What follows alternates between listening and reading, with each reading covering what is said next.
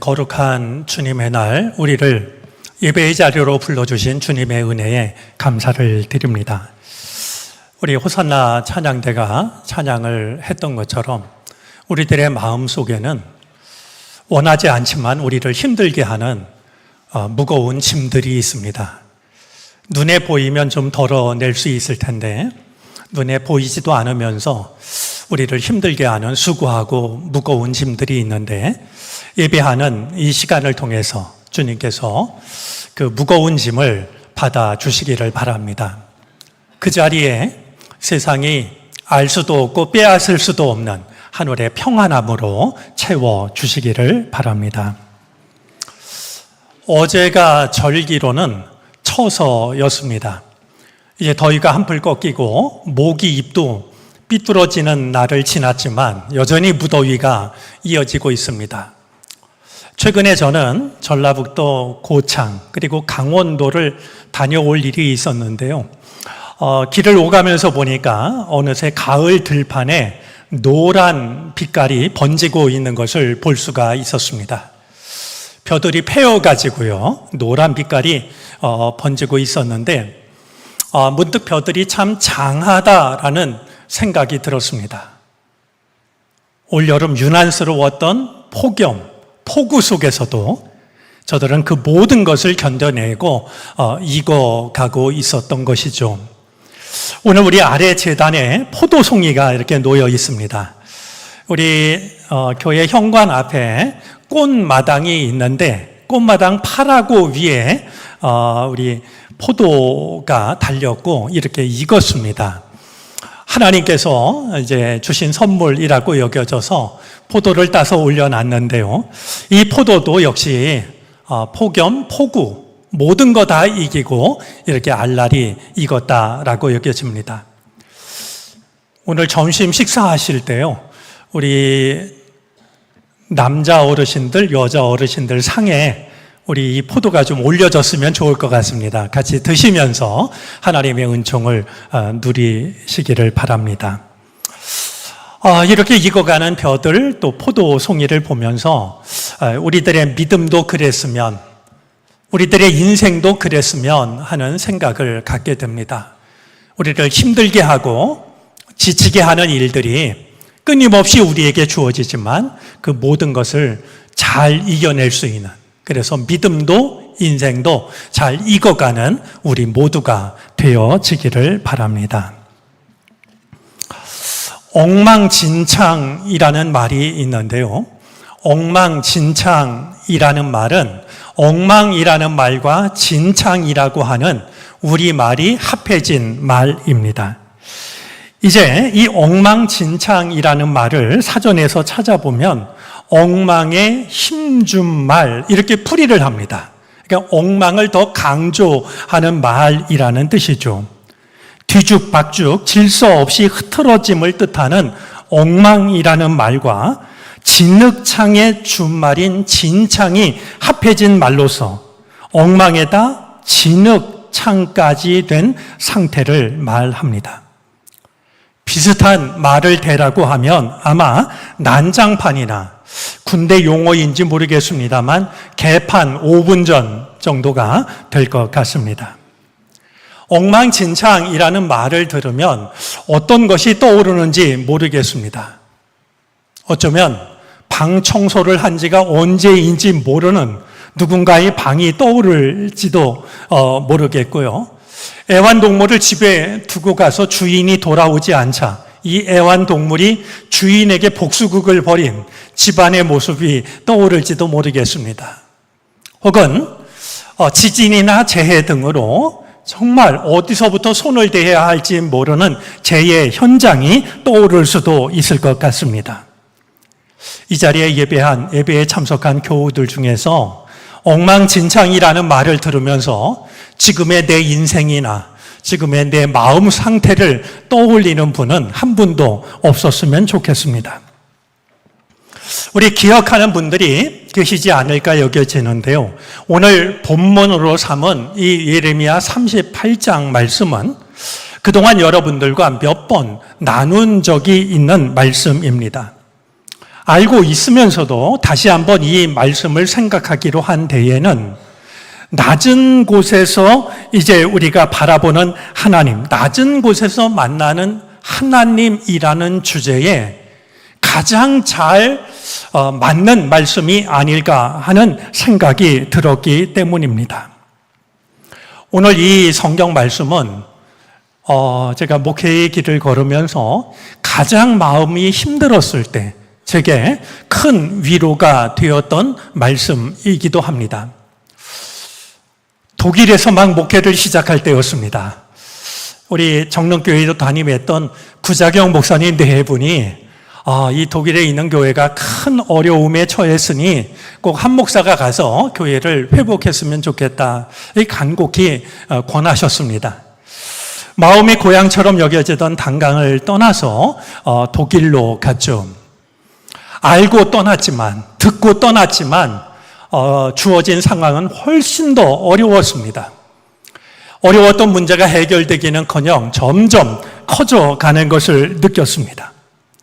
그때 제 마음을 붙잡아 주었던 것이 바로 이 말씀이었습니다. 얼마나 힘들었던지 운전을 하려고 운전석에 앉으면 나도 모르게 핸들을 중앙선 반대편으로 꺾으면 안 된다라고, 또 제 오른편에 절벽이 나타나면 내가 힘들어서 나도 모르게 이 절벽으로 핸들을 꺾을까 봐 말이죠. 아무리 힘들어도 그러면 안 된다라고 저 자신에게 이르고 제가 운전을 시작해야 했습니다. 아무도 없는 텅 빈 예배당에 앉아서 혼자 뜨거운 눈물을 흘린 적도 꽤 여러 번입니다. 그러던 어느 날 이제 시편 말씀을 읽었고 욥기를 읽었고 그 다음에 읽은 말씀이 눈물의 선지자 예레미야서였습니다. 텅 빈 예배당에 혼자 앉아서 예레미야서를 읽다가 오늘 이 본문을 만나게 되었습니다. 그 순간 이 말씀은 저를 꽉 붙잡으시는 하나님의 손길처럼 다가왔습니다. 이 말씀 앞에서 한참 동안 역시 뜨거운 눈물을 흘려야 했습니다. 그때 제 마음속에 정말 젖은 제 눈을 통해서 제 마음속에 와 닿았던 것이 몇 가지가 있었습니다.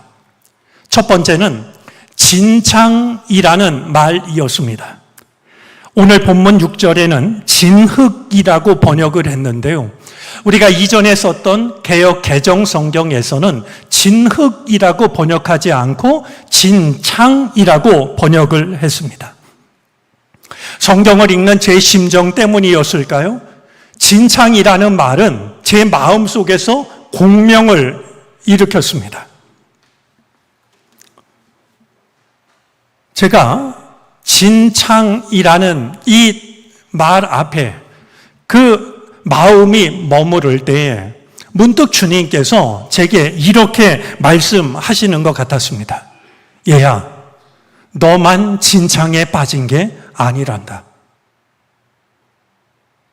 너만 지금 진창에 빠져 있는 것이 아니라고 말씀하시는 듯한 그 음성은 제게 적지 않은 위로로 다가왔습니다. 주님의 일을 하다가 진창에 빠진 사람이 나 혼자만이 아니구나 라고 여겨졌죠. 그 위로는 더 큰 위로로 이어졌습니다. 진창 속에는 하나님의 손길이 담겨져 있다라는 생각이 들었습니다. 예레미야가 물 웅덩이에 빠진 때는 예루살렘 성이 바벨론에 의해서 함락되기 직전입니다. 함락된 때가 BC 587년 8월이었으니까 예레미야가 물 웅덩이에 던져진 때는 아마 6월이나 7월쯤으로 짐작이 됩니다. 근데 이스라엘은 5월부터 10월까지가 갈수기여서 물 웅덩이에는 그 갈수기를 지내는 동안 사용해야 할 물이 저장되어져 있었습니다. 예레미야가 물 웅덩이에 빠진 때가 6월이나 7월이었다라고 하면 10월까지 견뎌야 하는 갈수기를 위해서면 물이 절반쯤은 차 있는 것이 마땅했을 겁니다. 그런데 오늘 성경은 이제 6절에서 이렇게 말하고 있습니다. 그 구덩이에는 물이 없고 진창뿐이었으므로 예레미야가 진창 속에 빠졌더라. 이것이 우연이었을까요? 예레미야가 운이 좋았던 것일까요? 말씀을 읽는 제게는 그렇게 여겨지지 않았습니다. 비록 진창에 빠졌지만 진창만 있었다라고 하는 이 진창 속에는 예레미야를 살리시려고 하는 하나님의 손길이 담겨져 있다라고 하는 것을 충분히 느낄 수가 있었습니다. 때때로 진창에 빠질 때마다 진창만 바라보며 낙심하지 마시고 그 진창 속에 나를 살리기 위한 하나님의 손길이 담겨져 있다라고 하는 것을 바라볼 수 있었으면 좋겠습니다. 그날 또 한 가지 제 마음속에 큰 위로가 되었던 것은 오늘 본문 속에 나오는 에벳멜렉이라는 사람이었습니다. 이 에벳멜렉은 구스 사람, 즉 에티오피아 사람으로서 환관 일을 이제 보고 있었습니다.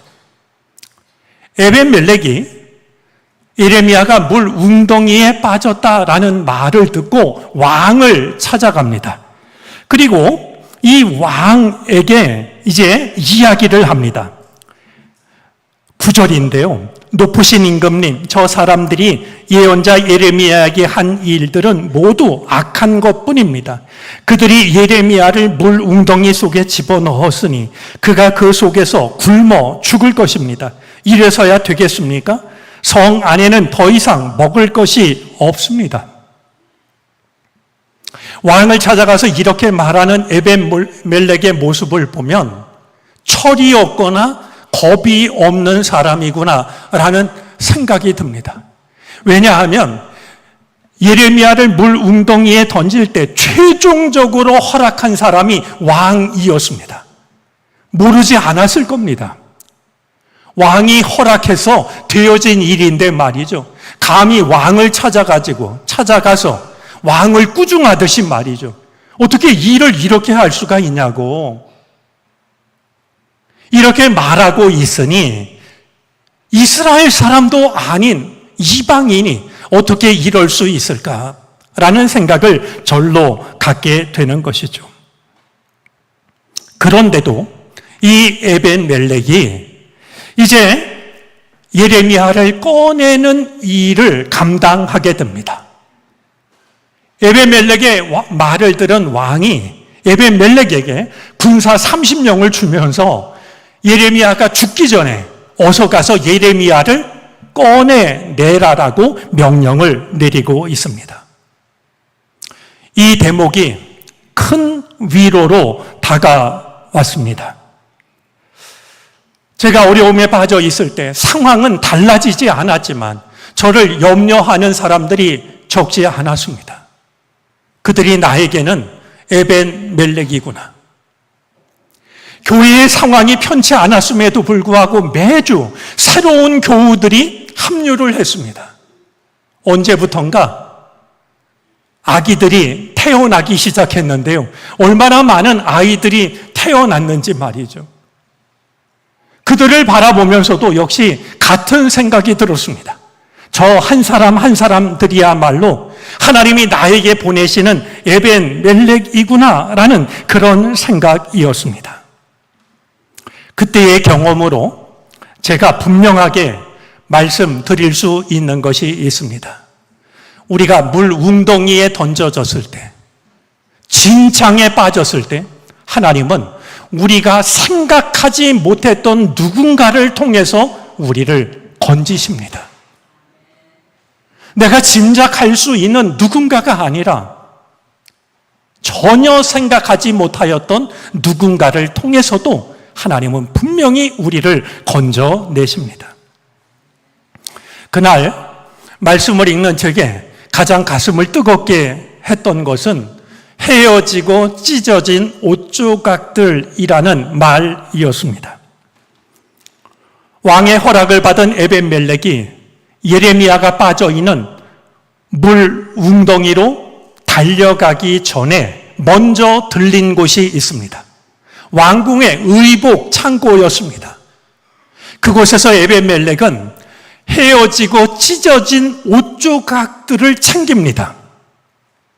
그가 왜 그것을 챙겼는지는 이어지는 말씀을 통해서 충분히 짐작이 됩니다. 에벤멜렉은 물 웅덩이 속에 진창 속에 빠져 있는 예레미야에게 밧줄을 내리는데 그냥 밧줄만 내렸던 게 아닙니다. 밧줄 끝에 헤어지고 찢어진 옷 조각을 달아서 내립니다. 그리고 저 아래 진창에 빠져 있는 예레미야한테 이야기를 하죠. 헤어지고 찢어진 옷 조각들을 양쪽 겨드랑이 밑에 대고 밧줄에 매달리십시오. 에벤멜렉의 지혜에 박수라도 보내고 싶습니다. 예레미야는 거반 죽어가고 있었습니다. 아무런 힘도 남아있지 않았습니다. 만약에 그가 그 깊은 물 웅덩이에서 밧줄만 붙잡고 올라오다가는 밧줄을 놓치고 말았을 겁니다. 그러니 에벤멜렉은 헤어지고 찢어진 옷 조각으로 겨드랑이 아래를 두르라고 말이죠. 그리고 거기에 밧줄을 묶으라고 했을 겁니다.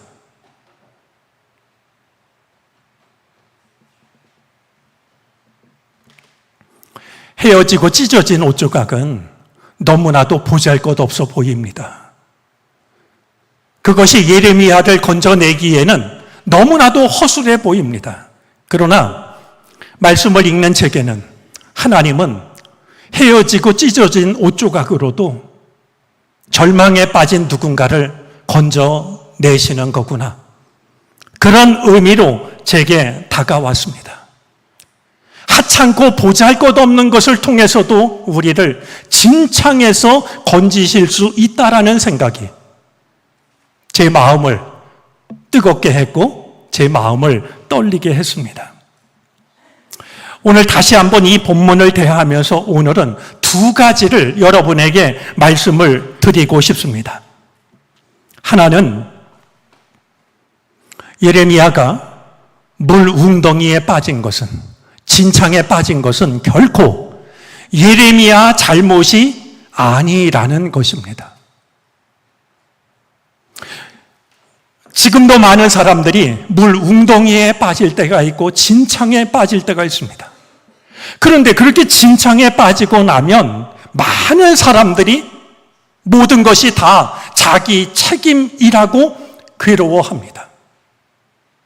그 어두컴컴한 물 웅덩이 아래에서 발목을 적시는 진창에서 이렇게 된 건 다 나 때문이라고 자기 자신을 괴롭게 생각하는 것이죠.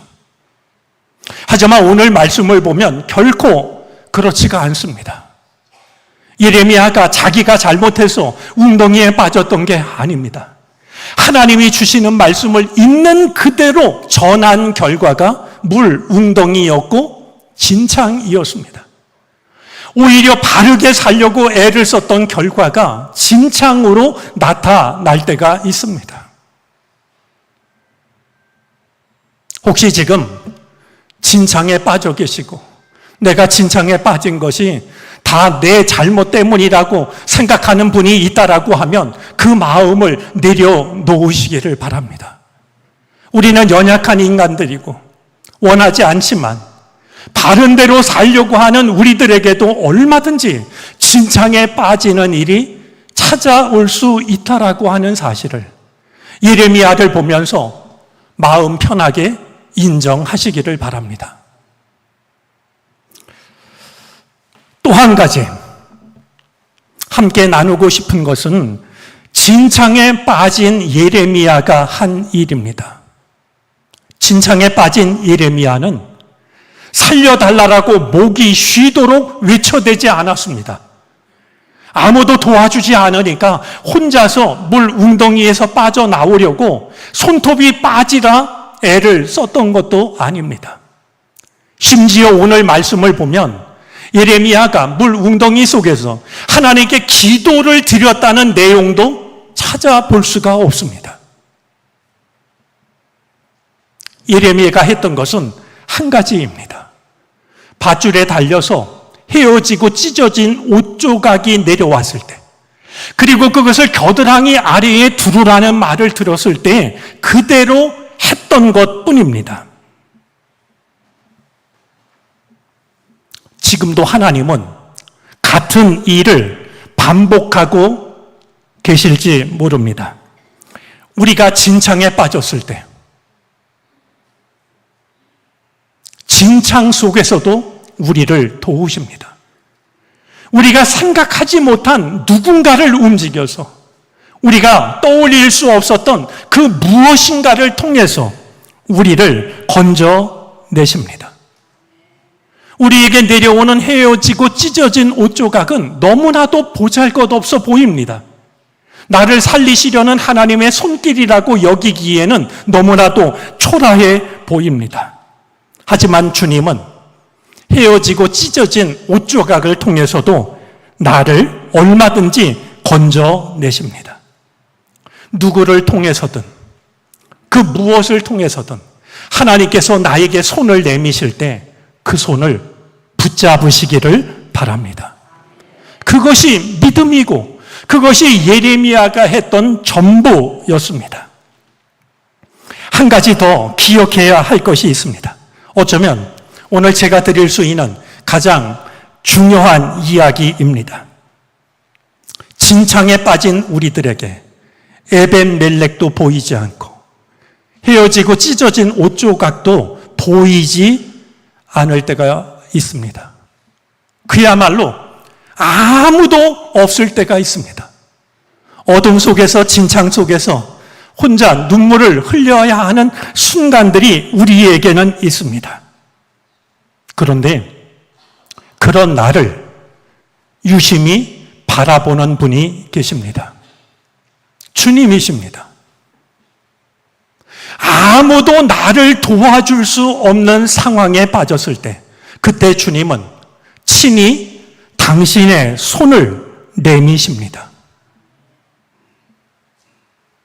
망설이지 말고 이 손을 잡으라고 주님께서 친히 손을 내밀어 주십니다. 제 말이 실감이 나지 않는다면 한번 성경을 찬찬히 읽어보시기를 바랍니다. 우리 성경에는 하나님께서 친히 손을 내미셔서 진창에 빠진 사람들을 건져주신 이야기로 가득합니다. 잊지 마시기를 바랍니다. 주님의 손이 닿지 못할 만큼 깊은 수렁은 세상에 없습니다. 왜냐하면 하나님께는 먼 곳이 따로 없기 때문입니다. 하나님께서 바꾸시지 못할 진창도 따로 없습니다. 하나님은 우리 인간을 지으실 때 진흙을 이어서 지으셨기 때문입니다. 주님께서 손수 우리에게 내미시는 손은 십자가에 못 박히신 손입니다. 못자국 난 손의 의미는 분명합니다. 너를 붙잡은 이 손을 놓는 것은 불가능하단다. 나는 너를 사랑하기 때문에.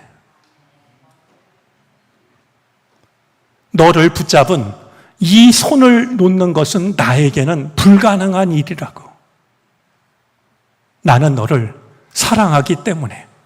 그것이 우리에게 내미시는 주님의 못자국 난 손이 담고 있는 의미입니다.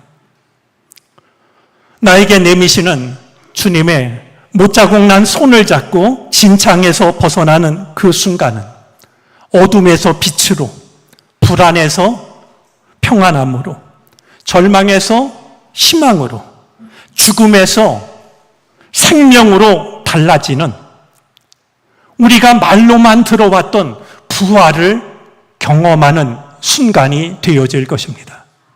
진창은 우리가 절망하는 자리가 아니라 주님의 부활을 경험하는 자리입니다. 주님의 손을 붙잡고 다시 살아나는 은혜를 경험할 수 있게 되기를 바랍니다. 기도하겠습니다.